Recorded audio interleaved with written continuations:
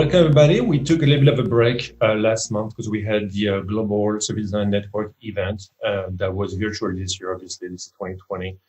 But we are basically back into bringing you some great service design content. This month, we're going to show you something a bit different. We try to have a wide range of topics that go from, entry-level blueprinting all the way to some pretty advanced service design methodology and practice. Today, we're going to be discussing something very finite in terms of topic, which is futurism, and how do you use futurism technology and methodology to help you craft a better future state blueprint, right? So let me just get started. As always, thank you to our wonderful sponsors, Slalom, who has been sponsoring us for a couple of years now, as well as Precocity, who we have to thank for this wonderful Zoom call. As always, this is a very quick introduction of who we are. We are sitting in Dallas, Texas, but obviously this session has become global, and we have people that we just saw all the way to Sweden, Finland. We probably will have some people from Asia, Southern Asia, maybe even Australia. So thank you so much for following us from all over the world. This means a lot to us. Is why we're doing this. So I am Greg Lacloufie, and of course here we have Brendan Ward, Christopher Roberts, and Brenda Blink. Say hi.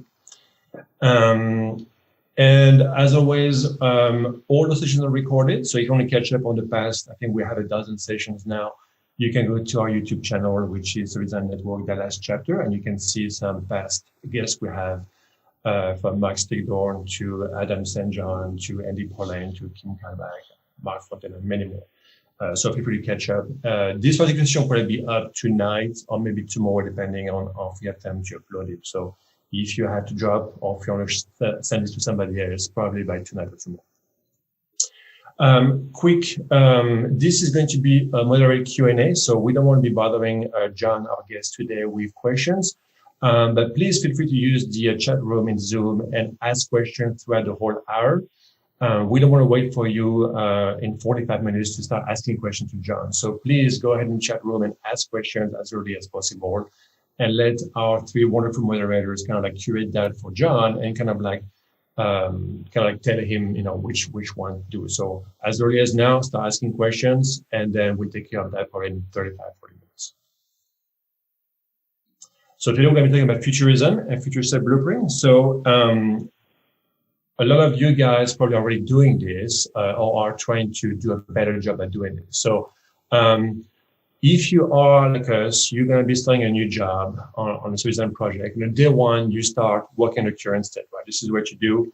You start, the discovery phase, and there's a lot of ways of doing this, hundreds of ways to start a current state blueprint, right? You use your research, you do your stakeholder interviews, your problem framing, your storyboarding. There's a lot of ways to start getting the current state going. And you can be doing this for 4, 5, 6 weeks, maybe even more than that. And it's not easy. It's not simple. It's actually quite complicated and very difficult in some aspect. But there is a fairly simple path to get into a current state, right? So you're going to end up with something kind of like this. I'm using Megan Miller and Eric Flowers, our practical service design example. They were guests of ours a few months back. But you have basically a current state blueprint. It tells you what's happening in a company, what's happening in your project, the different processes. Hopefully you know what a blueprint is at this point, but this is what you end up with. And usually at this stage, you are only halfway through. I'm using a double diamond over here. You can use the human-centered design or design thinking, but you've done a discovery, you've defined a problem, but you really only are halfway. You haven't really developed any solution. You haven't done any ideation. You're very much in between two stages here, right? And at this point, we are kind of discussing how do we go from current state to future state, right? How we go from problem to solution. And usually it goes a bit like this, right? Most of us have actually fell into service design through very different areas of the business. Some of us are just like strong researchers. And going into the future state and the addition stage can be a bit overwhelming and a bit kind of like stressful, because you have to make stuff up, right? You have kind of like, okay, how are we going to fix this problem with stuff, right? Turns out there are a lot of, trending and futurism technologies out there and methodologies. So this, for example, the hype cycle from Gartner that basically shows you what they expect based on their methodology to see what those what those high technology are going to emerge over the next 5, 10, 15, 20 years, right? So this is one way of looking at futurism, for example. Turns out there actually are a lot of futurism methodologies, right? I only listed a few over here. You probably have heard of the horizon methodology. There's different ways to looking at futurism. It's usually done by very, very sharp people working in think tanks who actually just work very hard on future trends for entire industries. And that is something that is kind of like a little bit out of reach for certain designer, right? It's very, very precise, very, very finite. And those people do a very, very good job at futurism. There's certification about that. And today we're going to talk about how we can go from current state to future state by using something very practical, very, very approachable for us to be designers. We actually move from that problem space to the solution space, right? And I'm using the spoon metaphor over here because our guests may or may not talk about it as well, but turns out there may be a spoon.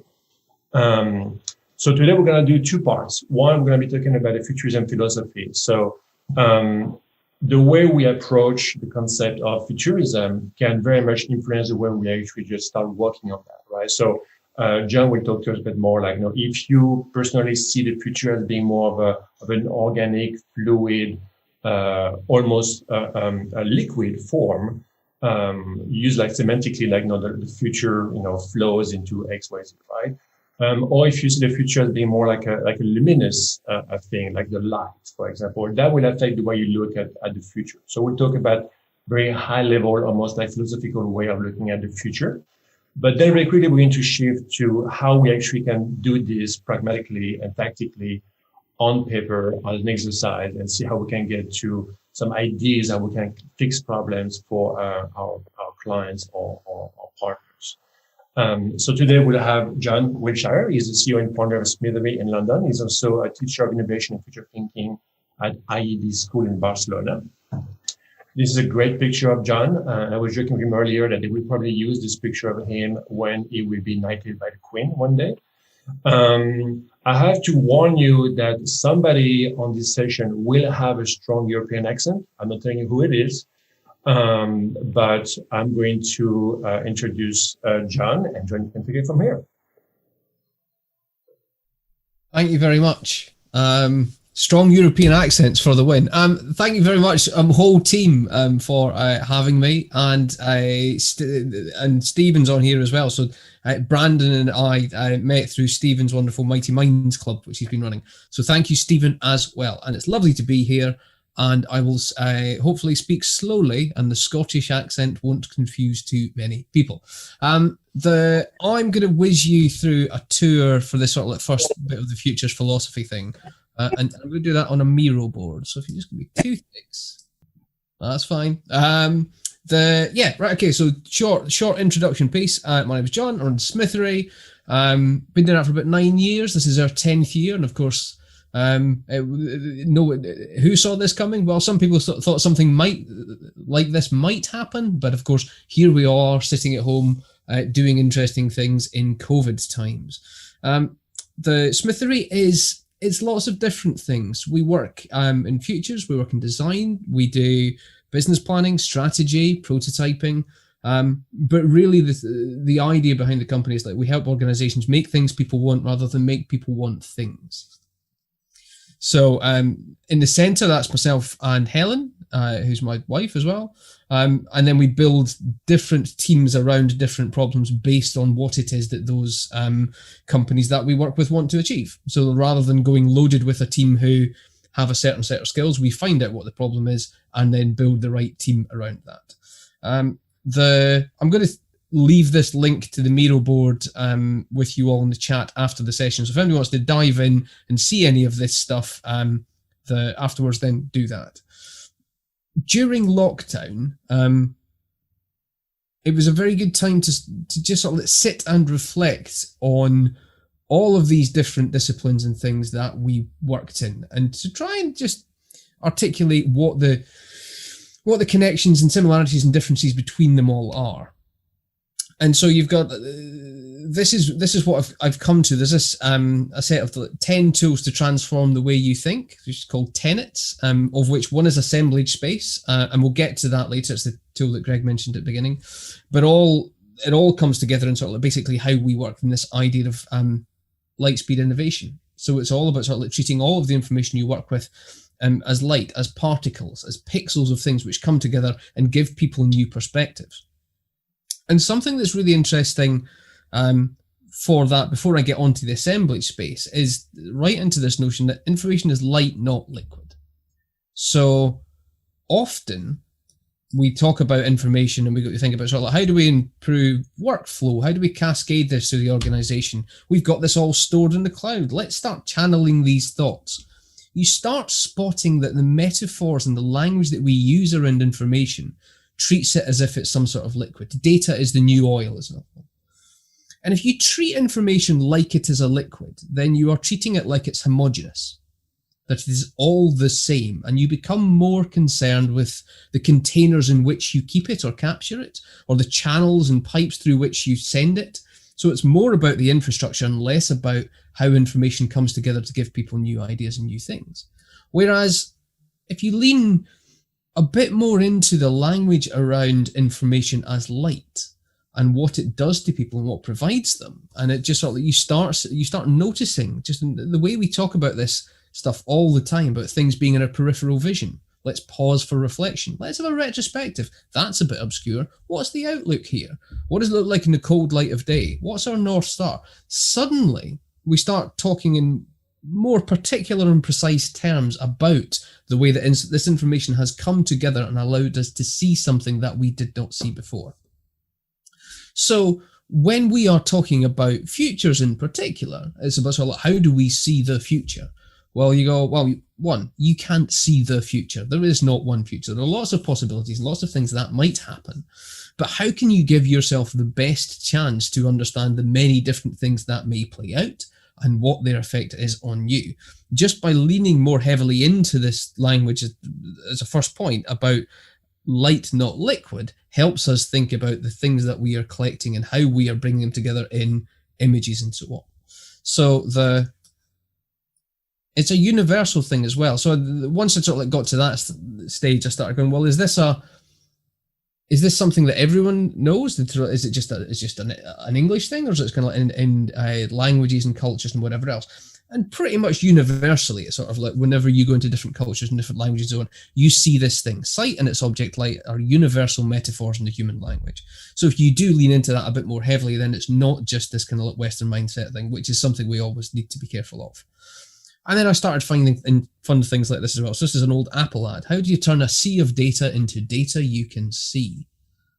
So that's about 30 years old now, maybe more. But just that idea of sort of like, it's not about just this big pool and this resource of things. It's about creating different images and different visions of things.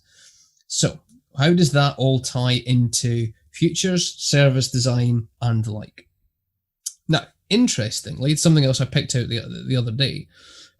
Was Christina Vodka wrote this great essay towards a new information architecture. And at the start of it, took this kind of like, this will be something that most people on this call are probably more familiar with than I.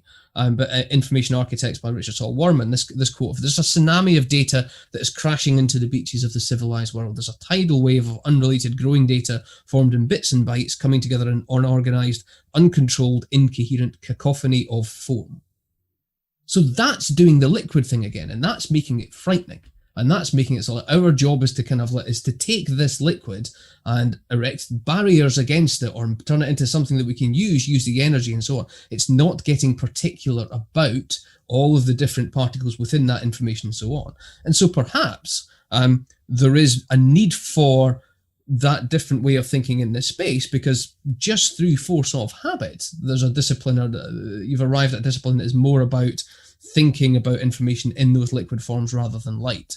So that's the first touch point. The second touch point was, if I go up to here, I started thinking about three things: innovation, design, and futures. And this is something that I added in today. So it's one of those things where you sort of like, you start working on things and you, as per the metaphor, you pull together different images and go, oh, I hadn't thought about it in that way before. And something emerges, you see something differently.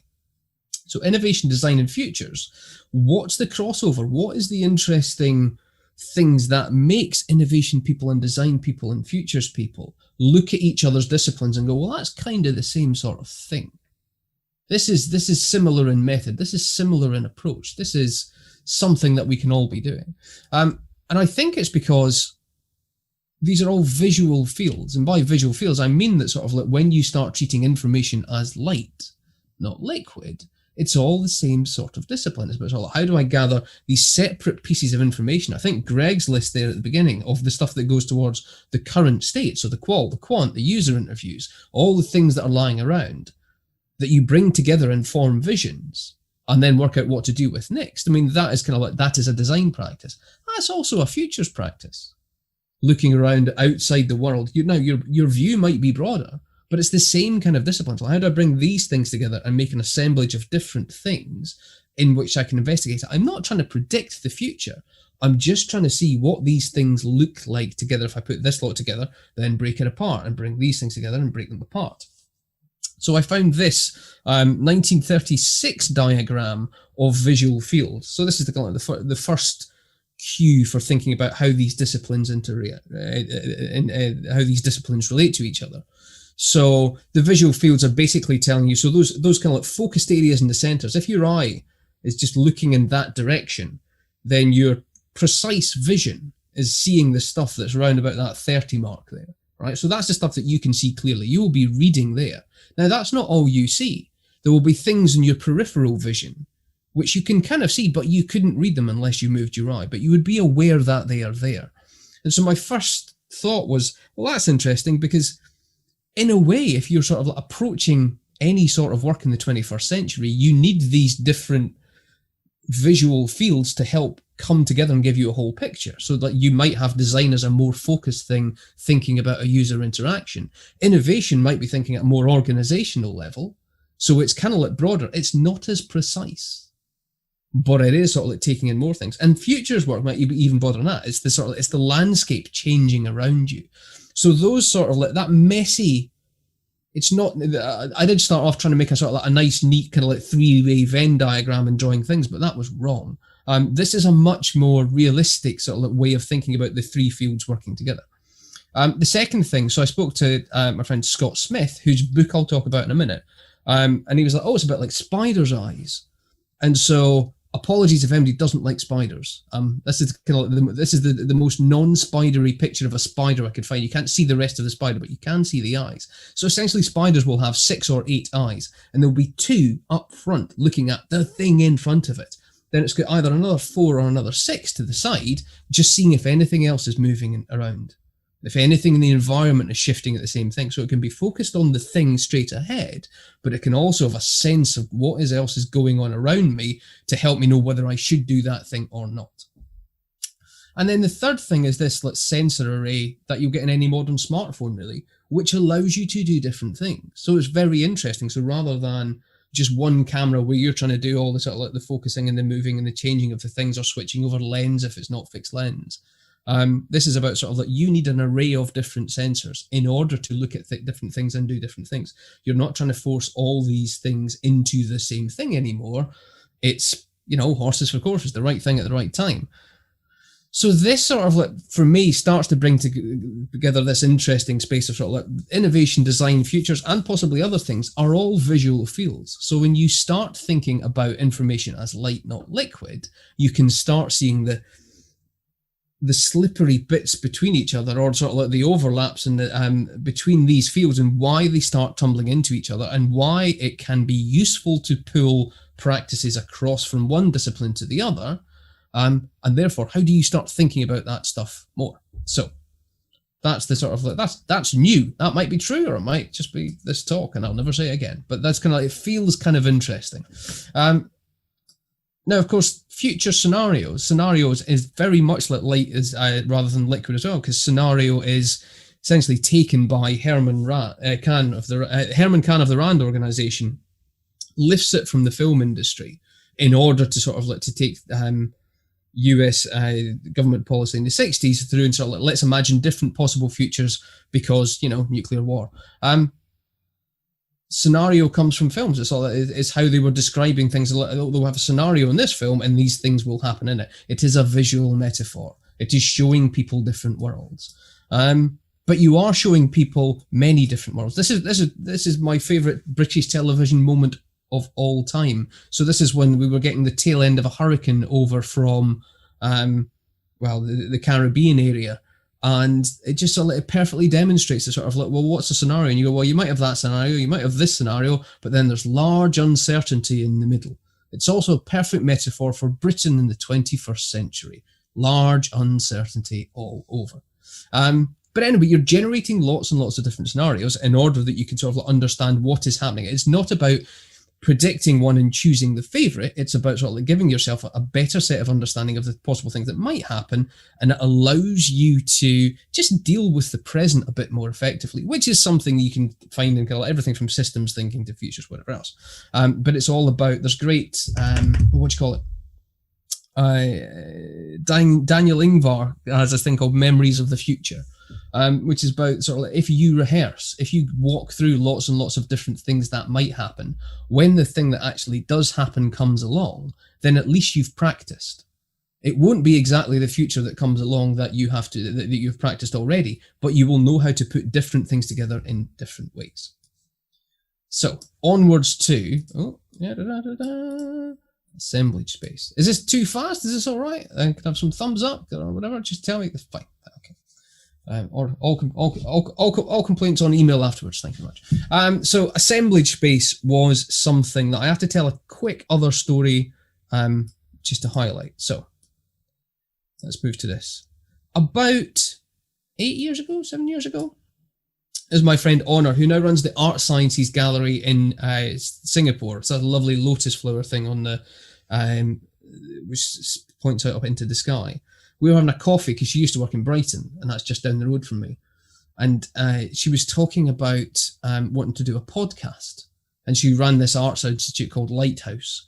And so she was sitting there going sort of like, oh, I'd like to run a podcast and just talk about the way technology is affecting society and so on. So beyond the boundaries of Brighton. And I was like, well, you realise if you do a podcast and you're called Lighthouse and it's out with the boundaries of sort of like your local domain, you've got to call it the shipping forecast. Now, the shipping forecast is a very particularly British reference, but essentially it's a 1 minute radio show where a man reads out for all of these different shipping areas what the forecast is going to be.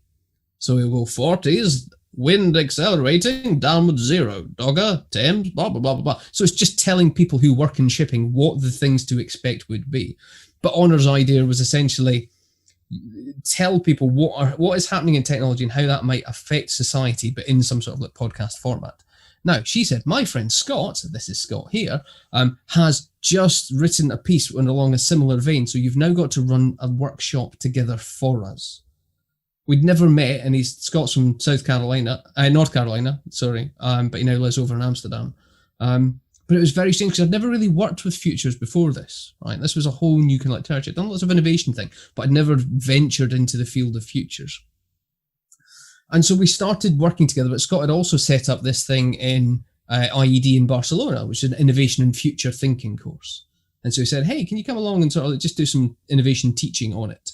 And it's an in-person 2-week course. And essentially we walk people through various different techniques and sort of methods and ways of thinking about futures and what it means and how to actually practically do something with it rather than just it being the future that is given to you by society. So that's some pictures of it. So we've done things like food and finance and payments and transport, and my favorite title was The Future and Follies of the Full Stack Habitat. And we teach various tools on it and so on. One of the tools that becomes this sort of central part through the course, it's called the Futures Cone, which some of you will have seen before, and has existed in various different work. And then at some time in the 80s, it becomes a cone. But the very notion of the probable, the plausible, and the possible as 3 things that might come at you from the future predates the cone itself. So what you have is essentially imagine you are there on the left-hand side. So that's you, right? That's you looking out into the future. There are some things that are probable. Okay, so some things, based on all the information that you've got, are pretty likely to happen. So One of my favourite examples, and it's kind of pertinent now, was we did a session for the British film industry. And so we said, right, a probable future. In 10 years' time, people will be carrying around devices onto which they will download films. Right? That will still be a thing in 10 years' time. Because, you know, it's sort of like as good as 5G are going to be, etc. Are people really going to have that much? Are they going to pay for downloading films on the fly? Is it going to be that cheap to do it? Are they not just going to sort of like buy them and own them? And if you own them, or people want to secure it? So it's probably still going to be a thing in 10 years' time. You then come out to plausible and go, right, okay, so a plausible thing is, I like to think of it as there are forces that work for it and forces that work against it. So we said, so something plausible for the film industry might be, and we did this 5 years ago, we said, right, the window between cinema release date and digital release date will disappear totally for the whole industry. Now, the forces that don't want that to happen, of course, cinema chains, arguably a lot of movie studios, because they see it as 2 bites of the cherry, so they want to release it once and then another time, and various other people around that as well. But the forces that would be behind that sort of move might be the consumer. They might be more niche, kind of like genre fans who sort of like will never see something of theirs in cinema, but could perhaps get behind it financially to see it released as a big digital thing. So there was kind of like there's a set of forces which will help it happen, a set of forces that won't. And then the widest one possible is the stuff that you can't discount, right? It's hard to kind of like map an exact path to it, but you go, it's probably not impossible. So in the film example, we used, what was it? Oh yeah. So imagine in 10 years time, you can, if you ever do that thing where you're walking down the street or you're in the shower or you're just having lunch and you just start daydreaming of an idea and you go, oh, that'd be a good film. So in 10 years time, perhaps there'll be a little app that you can open up on your phone and you can tell it a minute and a half of this idea for a film that you've done, and it'll turn it into 10 pages of scripts and it'll pitch it to studios. All right, just a little kind of like enough automation behind this sort of like cultural capsule moment. And you say, and so that sort of like that possible future is you go like maybe 50% of new film ideas or new television ideas will come to that kind of like democratization of access and tools. In order to create new tools, new films, new stories, new ideas, and so that's the way you set it up, and then you'd get people to say, well, what else do you think is probable, plausible, or possible in your given domain? Whether you work in finance, whether you work in social technologies, whether you work in biochemistry, and so on. So you can get a group of people together and start asking them questions on that basis, and they will generate for you ideas. They will come out with sort of a whole set of different things.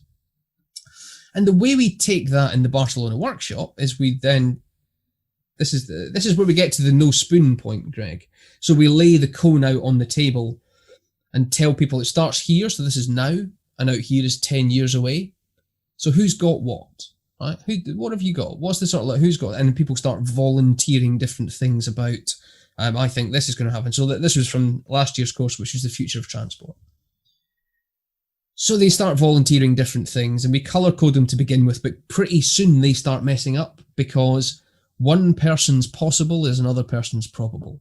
But that introduces you to an interesting social dynamic. It's like, okay, so what do you know about this that makes it probable? And what do you know about this that makes it possible? So in that respect, it's a little bit like planning poker and Scrum. It helps you create social situations in which you suddenly start to uncover things which you need to investigate more. And so we build the table like this, but eventually the cone goes away. Right? The cone is just a construct. It is not real. Right? So the whole idea that there is no spoon is a sort of like, you don't say, I'm going to map everything onto this precisely, and that's it. That's my map of the future. You go, this is a construct to help you to get to a particular place in which you can create these different scenarios. So where am I going to go now? So this is some other core stuff, but I'm going to go up to here after this. Now, that was fine, and it still is fine. But I just started playing around after something happened last year with realizing that the bounds of that kind of like future space are, because it's not real, are kind of incorrect, right? So people, because they see this shape, they go, that is the shape of the futures. The game that you are asking me to play is this, and therefore everything fits into this space. If I'm not fitting something into this space, I'm somehow losing at this workshop. So I'm going to draw, hopefully, he says. Don't do that. yeah, hopefully I can draw something using a different device. This is where it all goes wrong and the thing that I'm trying to do doesn't work. It might work. Let's see.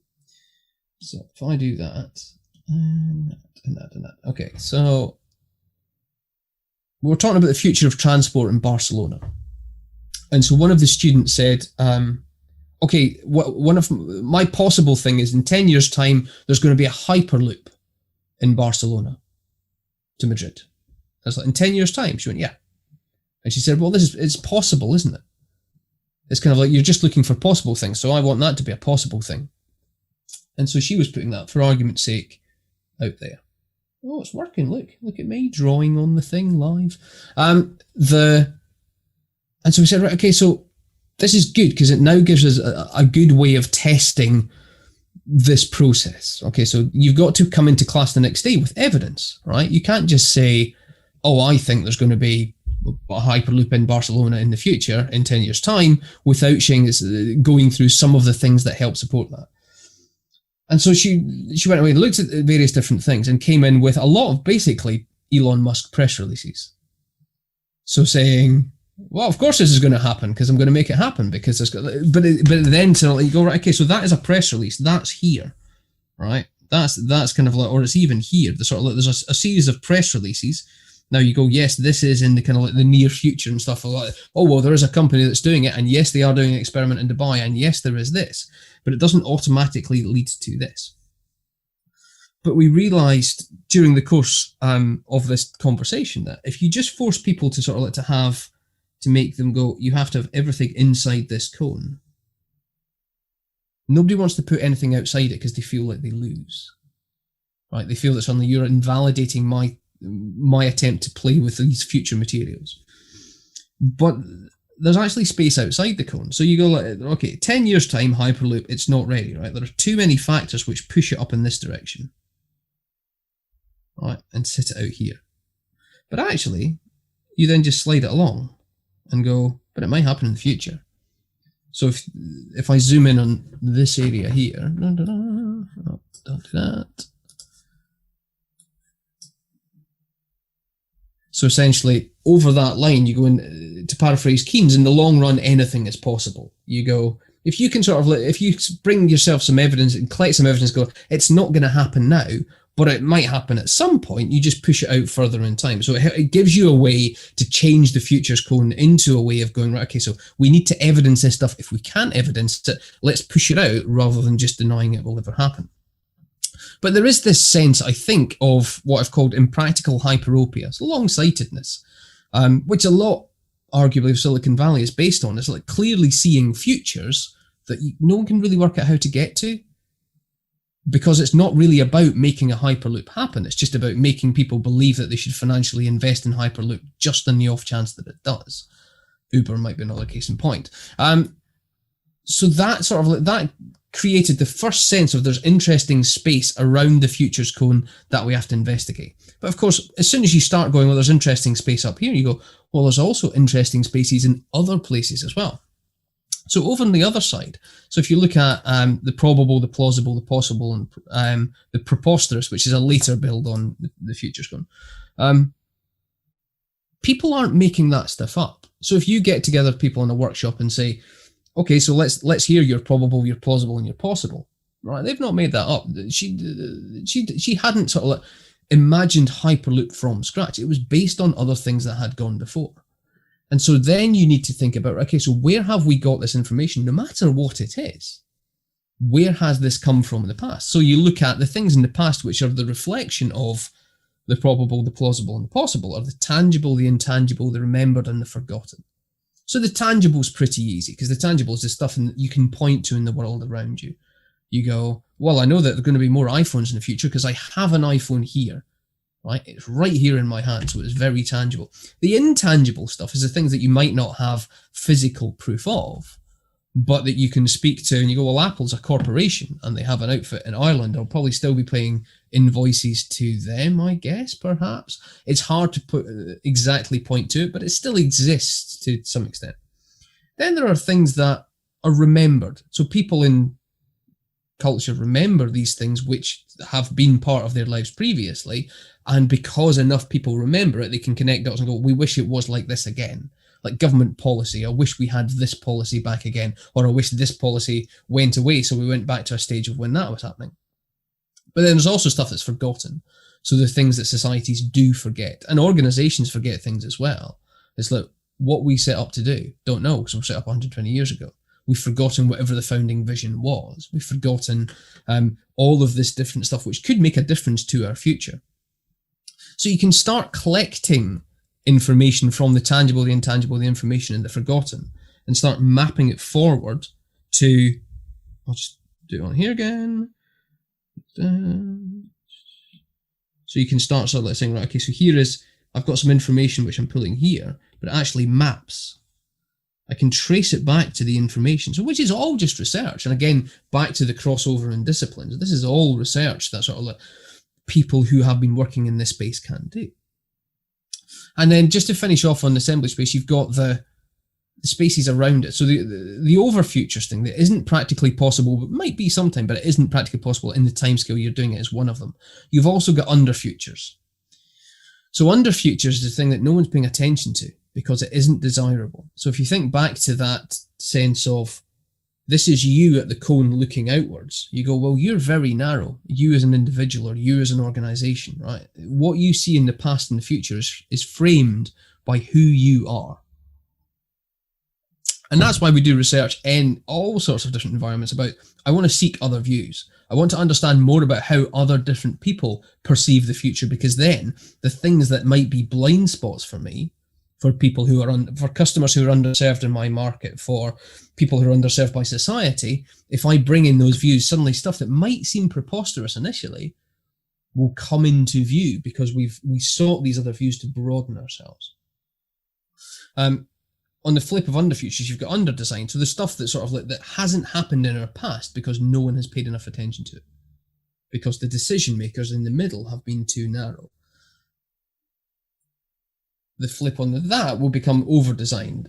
So the stuff that demanded too much, it wasn't technologically possible. So out with the cones. The stuff that hasn't happened or isn't going to happen is also important because it gives you ways of thinking about how you might actually pull these things together. So, so coming down to here, this framework then starts to give you different questions about what to ask yourself about thinking about, okay, so how do I even begin to what sort of questions do I need to ask in order to populate something like this, to use this as a framework, as a springboard to get into some of these different things. So you might start thinking, what's in our sights already? If we think about our organization, what are we looking at? What sort of futures are we telling each other about? What is that tied to? What are we skeptical of? So when we look around at Silicon Valley challengers coming at us, etc., what do we dismiss and just go, yeah, that's never going to happen? And if we got other views up here, would that help us go, well, actually, they might have a point? Are we denying something by there's this thing like temporal myopia around the narrow now, which basically bends light. So it makes things in front of you, it makes your idea of the future appear bigger than the actual reality of what it will be. But that can prevent you seeing what other people are actually seeing in your marketplace. Who are you ignoring and rejecting? Who are you not seeking other views from when you are thinking of this stuff? Where do you really think you are? What narrows you too much? Do you have an acknowledged and narrowing in the organization? And if you don't acknowledge it, how can you start to get there? What's really changed in the last 2 years for you? So again, like the flip of temporal myopia is this selective hindsight. So the last 2 years for anyone makes everything feel, oh, well, this is so important for everyone now. It's like coming out of 9 months of COVID. And we've still got more of it to go, and there's vaccines and whatever else. But people are going, oh, well, that's it. Offices are over. And you go, well, I know that offices feel over now. But that's because everything feels like offices are over. And that's the stories that we are being told and the evidence that we point to. It might not hold. So other things might happen. So how can you prepare yourself to have different options and different opportunities to do things about it? Looking backwards, which history do you choose to believe? What is the official company line on the history of the company? And is it true into the sort of the way that things really were developed? And if not, how do you look at different actions and different things. So how does an industry start? Where did industry come from? What are the known unknowns to go into the Rumsfeldian thing, the things that you don't know? How do you surface some of those things? So you can start seeing how this all, just understanding the framework makes you think, okay, there are questions we can ask ourselves about how we gather together this information. So, working with futures. I'll put this away. I'll draw as much. This is funny because this isn't the same diagram, but it kind of is, because all my diagrams to do with time sort of like flip to time cones. But this is a meeting. Right? That M in the middle is a meeting. And it's the diagram that I've drawn the most for the last 6 months, right? You go, it used to be that you had that meeting in the diary. And so, if it was a workshop, it's a meeting, it's just people gathering, and all the action happens in there. There might be a little bit of preparation before, there might be a little bit of stuff afterwards, but all the stuff we're trying to make happen in there. Nowadays, you have to be careful in how you design meetings and workshops, because you can't get as much from a room of people as you used to be able to. So you take some of the things that you were trying to do before, port it out into the preparation that you can do before, in like mini kind of like one-to-one small groups and whatever else, and then port it out, some of it out into the after, into the iterations and what happens after, and how do you get people having some sort of like sense of, oh, I know this stuff is still happening. So you're really thinking about that whole box is the shape of a meeting, whereas the M is just the time spent together as one group. But it's a good way of framing how might you work with futures in this way for a service design perspective. Greg, I'm getting into kind of like the practical thing. Is this the right thing? Do you want to join in for this? No, go ahead. We actually don't have a ton of people are just kind of like toward it. Just this is a shock and awe kind of thing. So keep going. I don't know if that's good or bad. It's good. It's good. So, preparation, session, iteration. So just thinking about working with futures in those three blocks. Scott, who I mentioned earlier, and who set up the course that I now lead, has just published this great book called How to Futures. It has a lot of very super practical guides on sort of like how to start collecting those different pieces of information and sort of like surfacing them. So that's the first stopping point. We actually, I didn't talk about artifact cards. Anyway, we made a set of How to Future cards together to go with them, which comes from our spin-off business, which is called Artifact Cards, which is all about this granular way of working anyway. So there's a link on the Miro board, you'll see that, etc. So that's, I'm going to just piece out some stuff here, but that's a kind of like a pointer to some stuff that you might really value afterwards. The preparation stage is, what are my inputs? So if I've come from a service design background and I go back to thinking about this, the visual fields idea, you go, okay, so my inputs are going to be different because my field of vision is no longer going to be this, right? I'm no longer just looking at a user interaction like that. I want to understand, a bit like the spider, the things that are moving in my environment. And I want the people in my workshop session to also be thinking about the things that are moving in my environment as well. One good way to do that is to think about preparation and go, let's not just rely on the things that people bring into the space. So if you think back to that Hyperloop example, if your equivalent was you started a workshop and somebody brought you that Hyperloop thing in for finance, whatever discipline you work in, whatever industry you work in, you'd spend a lot of the meeting trying to wrangle through that because the quality of the preparation of the inputs isn't great. So you're suddenly sort of like playing around with that stuff. So how can you generate things that, or put into the workshop things that are actually about people bumping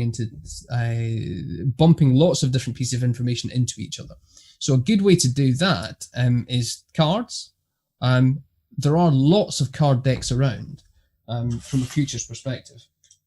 I'm just going to show you two quickly, for which I have to switch source. Screen sharing. Do that, do this, do that. Okay, can you see my desk now? Super. So this is something called Future Strategy Games that we've made for Experian. And in essence, they were saying we want to get together and do some wargaming, some future scenario thing with the leadership team. And I was like, oh, that's interesting. Why do you want to do a war game? They're like, well, we get some really senior people together. We really want to think through what the future looks like. And I was like, okay, so why a war game? Oh, well, because that will help us really, get together the best people in the business and think through this thing. And it's like, well, do you know what the one scenario you want to war game is? And they're like, oh no, we don't know. And it became clear what they actually wanted was to make people more flexible and reactive to different things that might emerge. So we said, right, wargaming is fine, but it's a bit like Risk. It's that game that you invite people to play for 4 hours at a time, and you're only playing one scenario. And some people, it'll be relevant for some people, and it will be not relevant for other people, but it's kind of like it's long and it's locked and it's loaded. You don't want to play Risk, you want to play poker. So we made a set of cards, some of which are what if, some of which are about competitors, and some of which are about actions. And so the idea here was each round took 20 minutes. You'd get people together in a group of 3 and you go, okay, what if there's radioactive data, right? Something to do with data breaches. There's a competitor here. What if in this situation, this competitor did this thing? Okay, that's simple. You've built a scenario here. Now, all the preparation, going back to the preparation point, has gone in beforehand. So we've made this stuff before. What we're asking of participants is, imagine a scenario in which this happens. Tell us what the implications are. Tell us what your strategy is to get out of it. Tell us how dangerous it is for the company. And tell us the first 3 actions you'll do. 20 minutes. And then you deal another one. Shadow cells, Lendo, make it easier to use. Same thing again. We generated typically 20, 25 different scenarios at a time. And so you have these really short scenarios in which you then, they fill in the kind of like the worksheet, they pin it on the wall, present them all back. And so suddenly you lift up out of the, stop sharing quickly. You lift up out of the kind of like the preciseness of each scenario and start going, what do you see from these many futures? Right? What do you see? If you sit back and look at sort of like the way we respond in 20, 25 different scenarios, what do you see?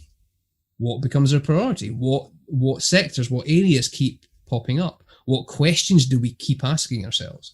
So suddenly you start thinking about, through all of these different scenarios, how you might generate better strategy that fits more of the situations that might come up. So don't get fixated down into one strategy. Do some preparation that allows you to quickly create many, and then when you're together, you can start talking about the implications of that. Another way that we did that, in fact, it's a similar thing. How long have we got? Oh, we've got 5 minutes. I'll skip the other example, but there's another example here which I can point you to. If I go back to the Miro board.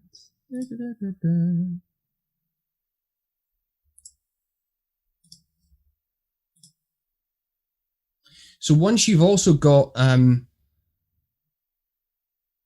if you had a table like this one here, so you've done work and you've got a table that looks like this with lots of different clusters out on it, and you'll find reference to this in Scott's book. But any of the kind of like the steep or pestle or any of the systems that allow you to sort of like to look at something from a social, technological, environmental, economic or political perspectives allows you to start sort of like stop doing that, and it broadens you out. What are the environmental implications of doing this? What are they that? We made some dice which were quite useful, which were essentially you roll the dice and you've got one dice that takes all those different factors, and then another one which is almost like an improv dice that says yes but, no but, no and, yes, etc. So what you do is you, for instance, in the transport in Barcelona, we said, right, okay, so you would make a proposition within your scenario and you go, how do I broaden myself to think differently about this? So for instance, you make the proposition that in 10 years time, 50% of taxis in Barcelona will be driverless. Okay, which is just sort of like from some of the evidence that people were gathering was something that could be on the table. You roll the dice and it says yes, and there's a social impact of that as well. Yes, and social impact. You go, right, okay, so yes, that happens, and it has a beneficial impact on a social aspect in Barcelona. What might that be?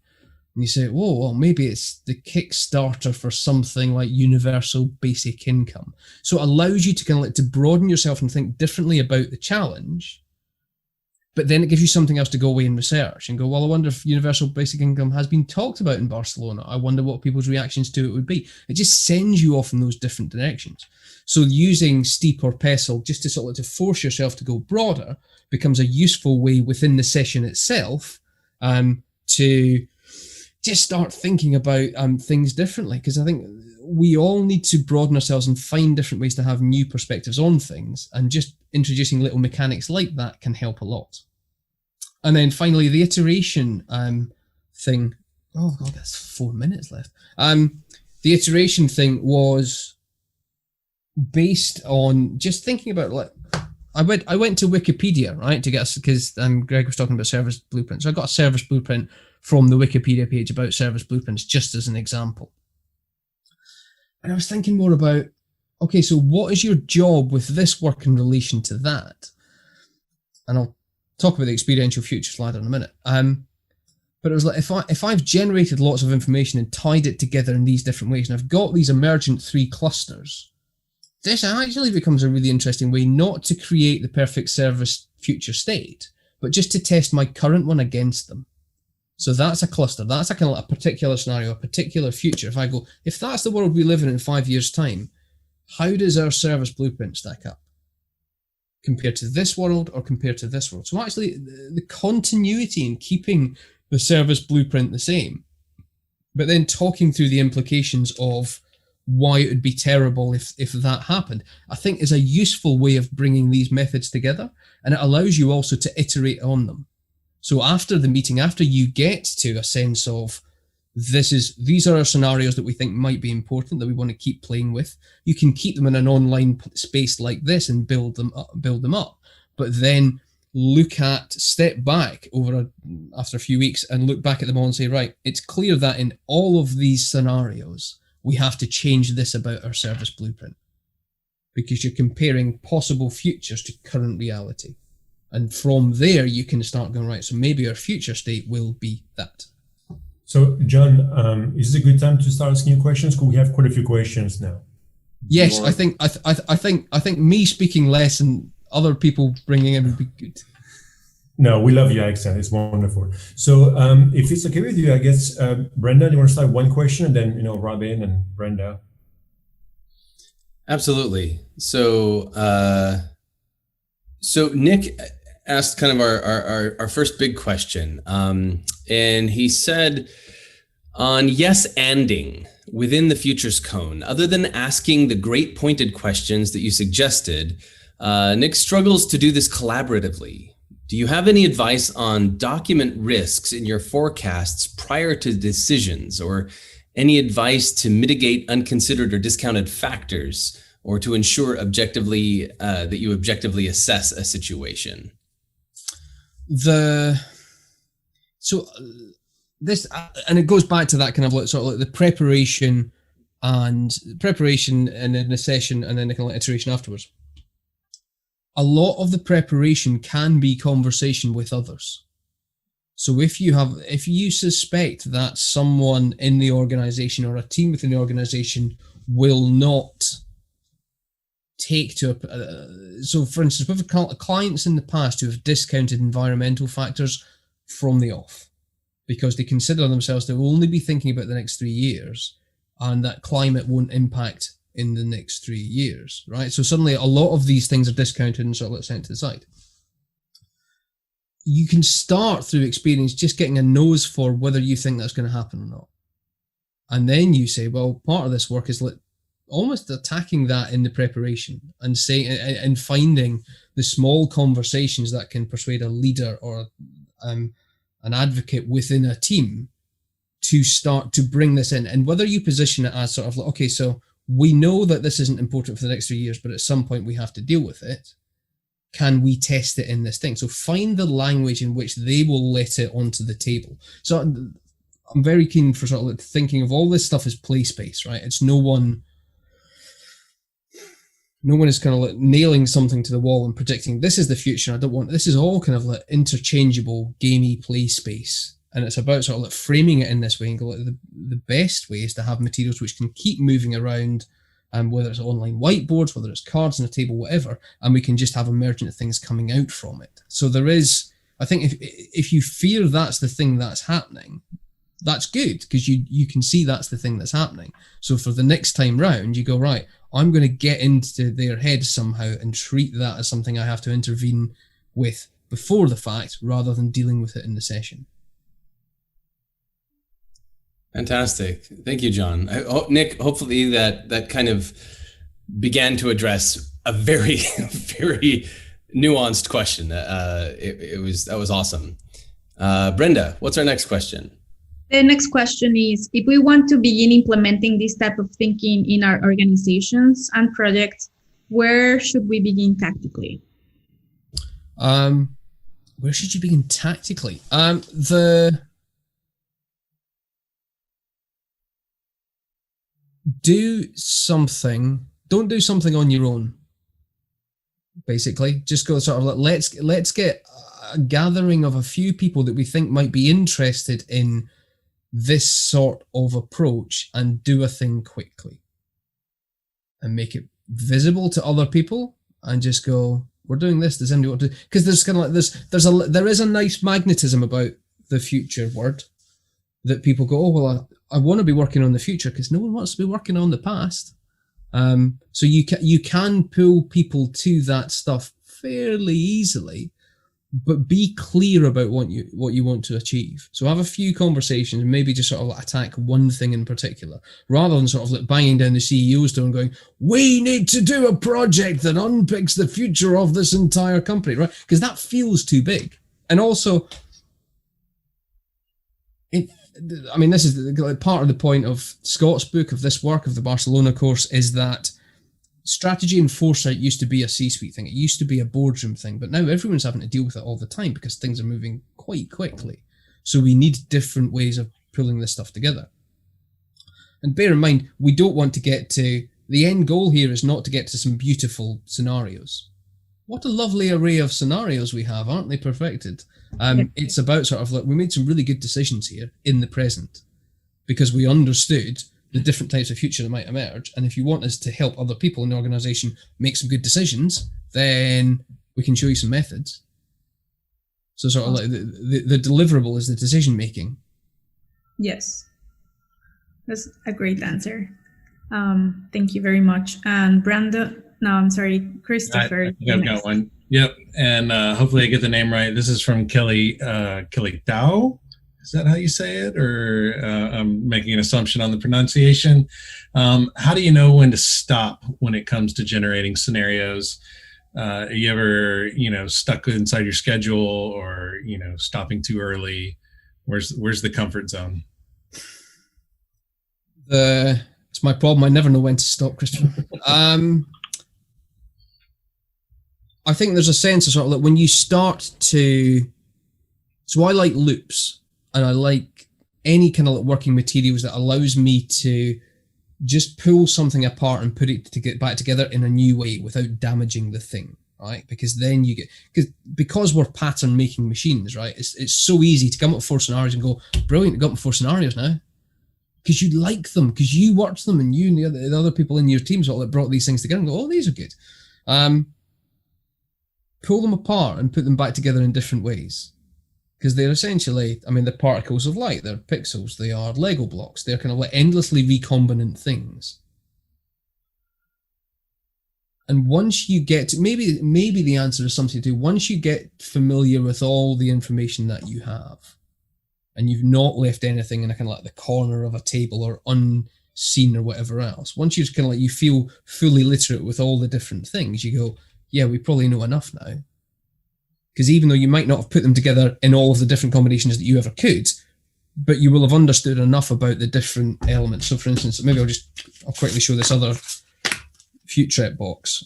So Futrep is basically it's short for future report. So it's kind of like the Experian one, but it just sort of it's a pack of cards which has, for instance, let's pick four suits: system, environment, object, character.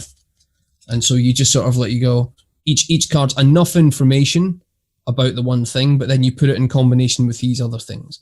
And so it's that poker thing of just mixing up different things.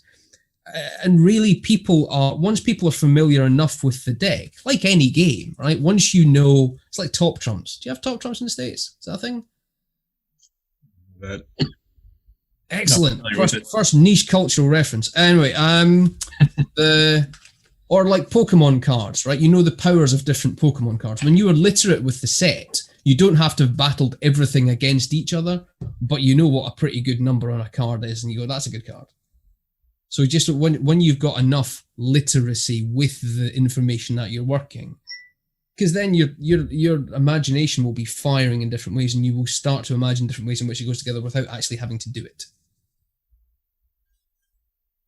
It's almost like you need an acumen of your dreams or your dream states, and then you can piece it together. Yeah. But without that, you're stumbling through it. It seems like, or you're still trying to discover.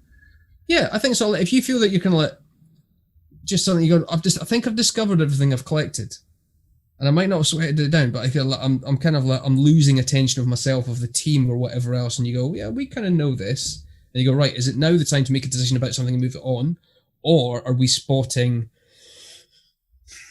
One thing to look out for is dark matter. You go, I know there's something missing here now because we've looked at all the things and we just don't feel like we've got the thing. There's something else operating in this universe which we don't have on the table. What is that? So that might send you in a different direction. Does that send you back into the past, sort of the spawn points that you were talking about earlier? So it can do. I think and the good thing about that assemblage space map is once you've mapped out the past to some extent, you've done the work. Right? If you understand the history of the industry and the company, and you have a bank of user research, and that you're building on things and so on, you go, well, we've done some of the hard work in this already and made it into this format from which we can assemble new things. It will get easier to do that in the future because you don't have to go and research the history of an industry twice. Fascinating. This is good stuff. Yeah. A lot of good stuff. I'm going to keep pushing it down. Quick question. Are the dice still available? Reed asks. Are the dice still available? No, because we only made them for the course. However, I am going to make some more. Okay.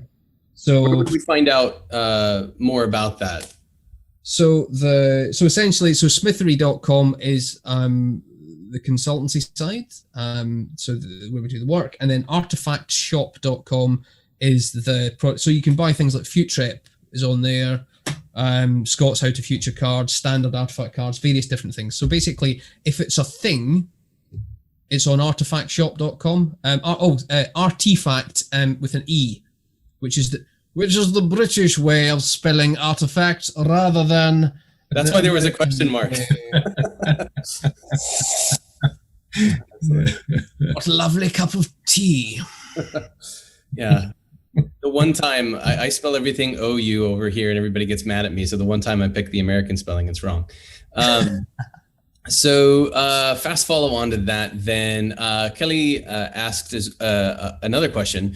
What methods do you use for testing futures? Is there any similarity to UX design, evaluative research? In the sense of A/B testing or? I would imagine, right? There are a number of things. There's A/B testing, first click analyses, usability testing. How do you test against your futures? Well, it's kind of testing against futures. Well, it's kind of you are testing if the point is the decision making, and the point is what do we do now, which prepares us best for these things that we imagine might happen in 10 years. You go, well, at which point would you test? Because if you're just you're progressing through the space, but you might get to. I don't think you. How would I draw it? I might have to draw this. Hang on. Da, da, da, da, da.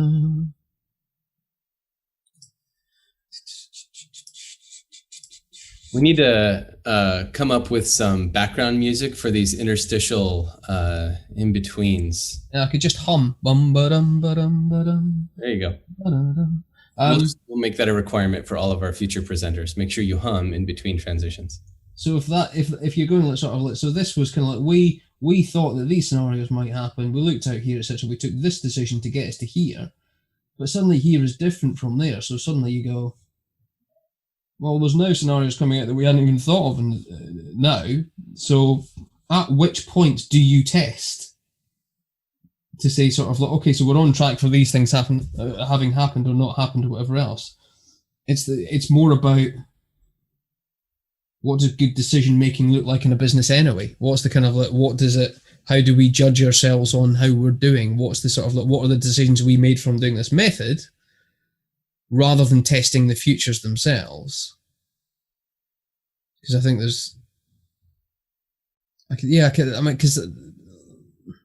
I can see the intent behind the question.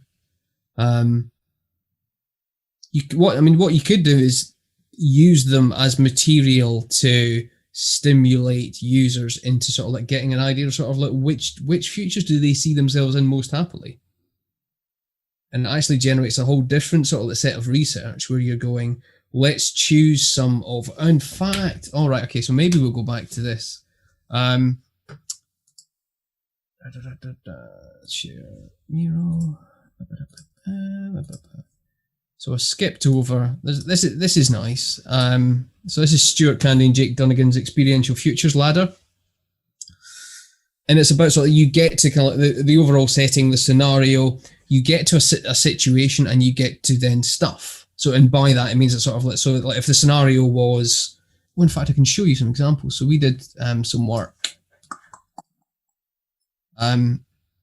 with the Royal Society in the UK here, which is academic and organizational scientists, so a collection of them. So what we did is they wanted different ways to think about the future and to use some of the kind of like futures design hybrid techniques to sort of to draw out from their fellowship different ways of thinking about what they have to come to in the future.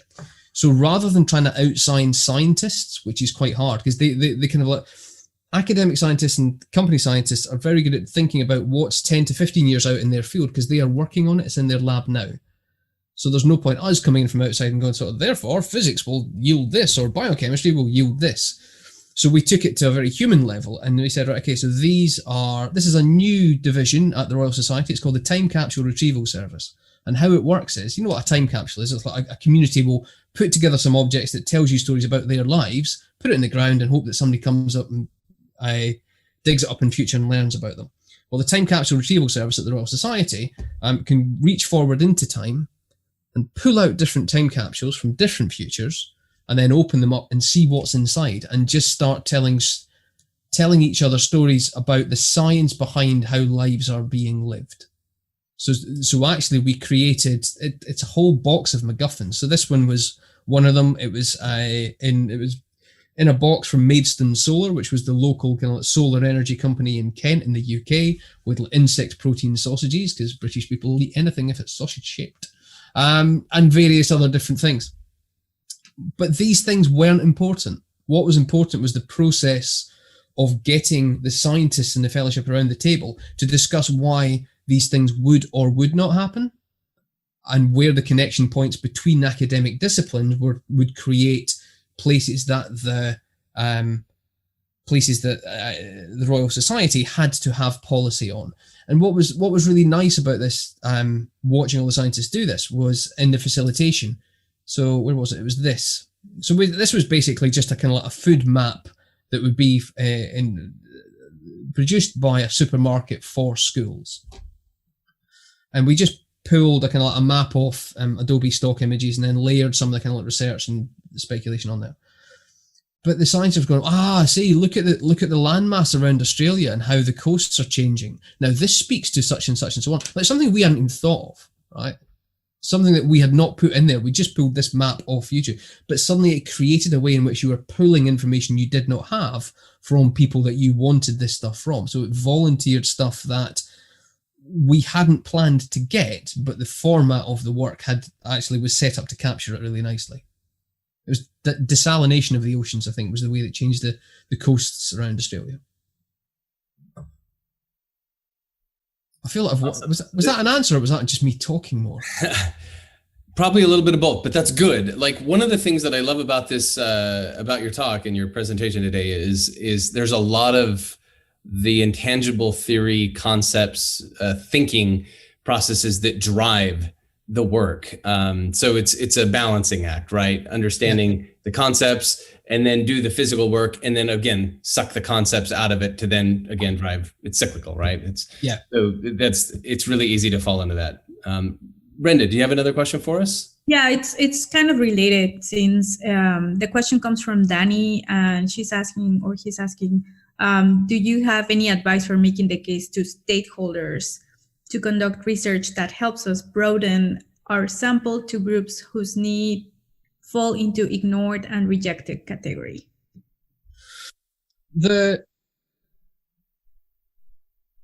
any business is interested in new markets, right, going sort of like, where's all your growth coming from? Where is the future of your business coming from? And you go, is it only ever going to come from the people we talk to now? Or are you interested in how it might come from other places too, and other people too? Because you'll get that on top of the existing audience. I mean, it's kind of like you go, you expand your view of the world, and you go, right, okay, so where else do we grow? Do we grow by just sort of like selling the same people more of the same thing, or some different things, or do we find some new audiences? Because if we're looking for new audiences and new people and new communities and new things to connect to, then we have to start understanding how they think, and not just about now, because at the moment they don't choose us.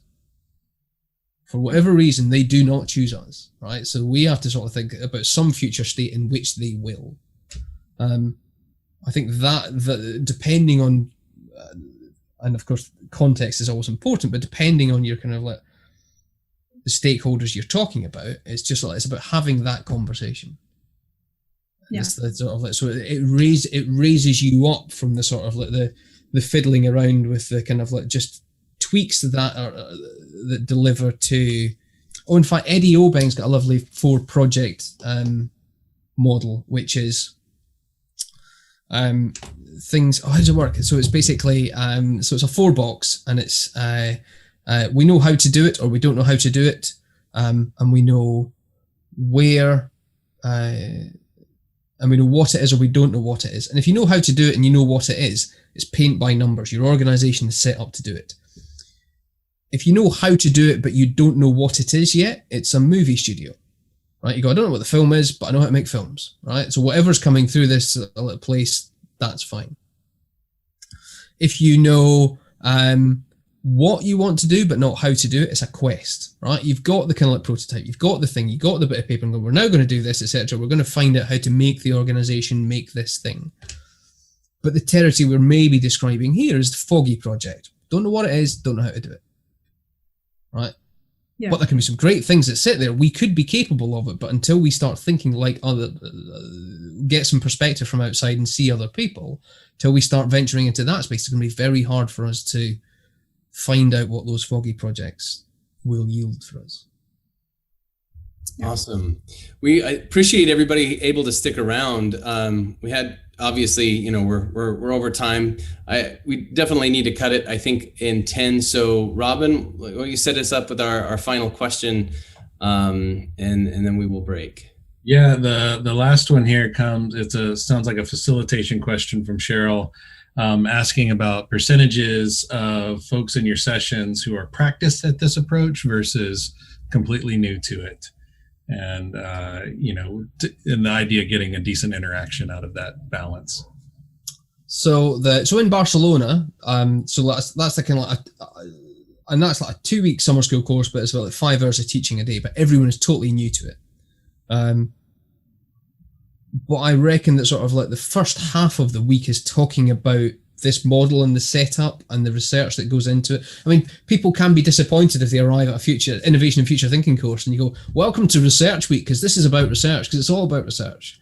But we make it fun for them. No, so you can get people up to speed in about that sort of time. Again, back to that diagram that I showed before with kind of like the M in the middle and the preparation and the session and the iteration. If you are setting up with something where you go, everyone's going to be a novice, you go, then we just set up little things beforehand. And they can be, so I've experimented, in lockdown, I've been experimenting with just like making little films. So, and not even just like Zoom things here, but just going about and just like making little kind of like 5 or 6 minute things that people can watch in their own time. Because you're really building an asynchronous session with lots of different people in lots of different ways. So you can kind of like do it in a way that will gear people up so that when they arrive, they have the capabilities to participate in the session. You don't have to just get everyone coming in new at that time. So I think there's sort of like, and not everyone has to do the same amount of stuff. So it might be that you would do that with a select group of people. So if we were doing it for a company, for instance, where you're going, right, we want to put 40 people through this, and you go, well, let's break those 40 down into 5 teams of 8 and then have 2 co-leads, and then we'll just work with them for a day or something in order to know, so that they know what they're doing to help co-facilitate the session. Because Smithery is like Helen and I and teams we build around things, we're always keen to go, right, we will start something, but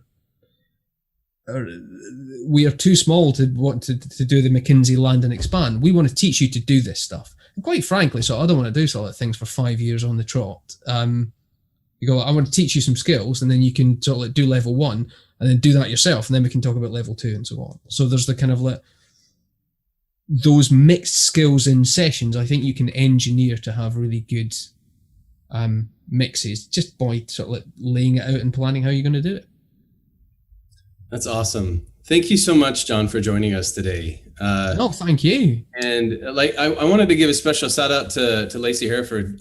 Your insights and participation in chat were really helpful today. Thank you for being so engaged. And everybody really, I think it was kind of hard for us, some of us, to generate the questions, but there was a lot of chatter in the chat, if you will, a lot of, quotes and really interesting takeaways and oohs and ahs at your artifacts. So it's been a great presentation. A lot of links were shared here as well. So make sure you snag those before the meeting ends here in a minute or so, because they will go away. So do all the links go away? Can we save them? Because I've only just opened the chat. Oh yeah. I can send you a copy of this. Anything that's relevant, we can even post in the YouTube channel, like just any of this stuff, and then people can re-comment there again. But this has been fantastic, and thank you all for going over with us. It's been a real pleasure to have you, John. Fantastic presentation. Really love your style, and could listen to it all day. But we do have to go. So thank you all. And thank you. It's been awesome. So thanks, guys. Thanks, everyone. Thank you. You all have a wonderful day. Thank you. Bye. Bye-bye.